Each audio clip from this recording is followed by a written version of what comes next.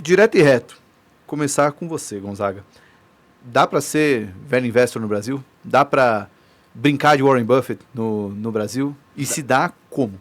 Dá, com certeza. Acho que os conceitos são universais, você tem algum cuidado em como usá-los. Então, primeiro, a regra básica que a gente já falou aqui, não perder dinheiro, regra 2, não esqueça a regra 1. Disso advém os conceitos que a gente está comentando aqui. Primeiro, o círculo de competência e depois margem de segurança. Você tem uma unidade intelectual de saber o seu círculo de competência, exige margem de segurança. Eu acho que no Brasil, o dinamismo nosso, a gente tem que exigir mais margem de segurança e tem que ser ainda mais humilde em entender o nosso círculo de competência. Porque os ciclos econômicos de mercado aqui são muito mais curtos do que lá fora. A gente não tem, realisticamente, um vento a favor de crescimento econômico como você tem nos Estados Unidos, que é o grande exemplo de sucesso no mundo. Nenhuma outra bolsa... a australiana rendeu muito no século passado, mas salvo isso, das maiores economias, é o exemplo, é o diferente. É realmente uma sociedade capitalista, corporativa, muito pujante. E o Brasil, a gente tem nossas dificuldades e isso não é possível. Então, de um lado, a gente tem que ter atenção em ciclo econômico, pode mudar a trajetória de empresas por completo. Então, isso muda o que a gente acha delas. E do outro, ciclo de mercados mais curtos pode também ser oportunidade. Me preparando para a nossa conversa aqui, eu até fui reler minhas anotações dos annual meetings antigos. Eu reli o primeiro, de 2015. E lá perguntaram exatamente, acho que foi um chinês perguntando para o Buffett o que ele faria. Ele reconheceu, ele acha que ele teria retornos maiores em lugares em que a precificação tivesse mais irracionalidade, mais movimentos abruptos. Isso acontece no Brasil mais vezes. Hoje mesmo? A questão é que, não é só você comprar para baixo. Você tem que saber distinguir os momentos que são oportunidades do que são riscos. Outro exemplo que a gente pode usar do próprio Warren Buffett, que sem precisar nem chegar no Brasil, foi a pandemia. Até se criticou, poxa, você está cheio de caixa, por que você não saiu comprando ações? Mas a verdade é que antes dos governos usarem do fiscal para incentivar a economia, e especialmente a gente achar uma vacina, a incerteza em relação à dinâmica da economia mundial era gigantesca. E a primeira coisa que o Buffett pensa é como preservar a Berkshire por décadas, quiçá séculos.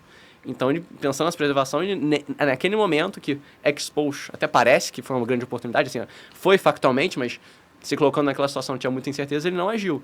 Da mesma forma que no Brasil, tem momentos em que há uma reação exagerada de preço, você pode atuar, os gestores de recursos fazem isso aqui. Da mesma forma, tem momentos que você pode ser precipitado, até ingênuo, de atuar. Não, essa parte da Covid foi o que você comentou, né? Ele vendeu as aéreas, parece que ele fez o mínimo ali, porque ele vendeu lá no menor nível possível, e depois as aéreas se recuperaram. Então, é complicado, cara.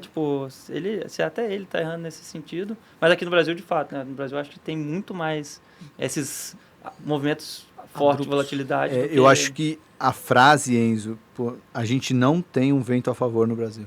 Acho que é o ponto principal ali, né? Porque o Never Bets Against America, né? Que ele falou em algumas conferências, né? A economia americana, né? A sociedade americana, ela caminha numa direção, né? De crescimento, né? Uma mentalidade capitalista, né? Aqui, não. Acho que é a melhor forma de... Só seria possível nos Estados Unidos, ele fala. Não, mas, Gilberto, só para deixar claro, acho que o nosso vento a favor é muito menor. Porque também, se você for olhar o Brasil de mais de 100 anos para cá, a gente evoluiu muito. Não, com certeza. Em um dado momento, no século XX, a gente era quase um tigre asiático de tanto crescimento econômico, tanta evolução. A verdade é que o que é pena do Brasil é que, a gente tem a maioria das pessoas não conhece, mas o custo e oportunidade do que a gente poderia ser a todo momento, isso a gente perde muito.